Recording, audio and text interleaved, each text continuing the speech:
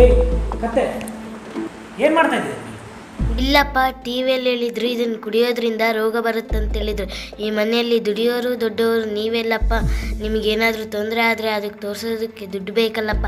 ಅದಕ್ಕೆ ಇದರಿಂದ ಸಮಸ್ಯೆ ಆದರೆ ಇದರಿಂದನೇ ಪರಿಹಾರ ತಗೊಳ್ಳೋಣ ಅಂತ ಇದರಲ್ಲಿ ಆಗ್ತಿದ್ದೆ. ಓಹ್ ಸಾರಿ ಅಮ್ಮ, ಇನ್ಮೇಲೆ ನಾನು ಈ ಥರ ಮಾಡಲ್ಲ. ಇವತ್ತೇ ಡಾಕ್ಟ್ರ್ ಹತ್ರ ಹೋಗ್ತೀನಿ. ನನ್ನ ದೇಹಕ್ಕೆ ಆಲ್ಕೋಹಾಲ್ ಬೇಕೋ ಬೇಡವೋ, ಕುಡಿಬೇಕೋ ಅಥವಾ ಕುಡಿಬಾರ್ದು ಎಲ್ಲ ಕೇಳ್ಕೊಂಡು ಬರ್ತೀನಿ.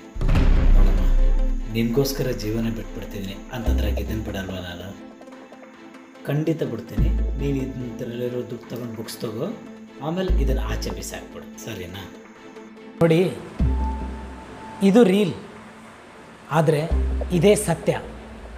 ನಾವು ಕುಡಿಯೋಣ ಆರೋಗ್ಯಕ್ಕಾಗಿ, ಒಳ್ಳೆಯ ಬದುಕಿಗಾಗಿ.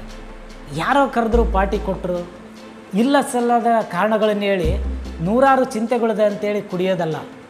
ನೋಡಿ, ನಾವೊಂದೇ ಹಾಳಾಗೋದಲ್ಲ, ನಮ್ಮ ಜೊತೆಗೆ ನಮ್ಮ ಕುಟುಂಬ, ನಮ್ಮ ಸಮುದಾಯ ಕೂಡ ಹಾಳಾಗೋದ್ರಲ್ಲಿ ಎರಡು ಮಾತಿಲ್ಲ. ಸೊ ಅದಕ್ಕೆ ನಿಮ್ಮ ಆರೋಗ್ಯ, ನಿಮ್ಮ ಭವಿಷ್ಯ ನಿಮ್ಮ ಕೈಯಲ್ಲಿದೆ. ಯೋಚನೆ ಮಾಡಿ.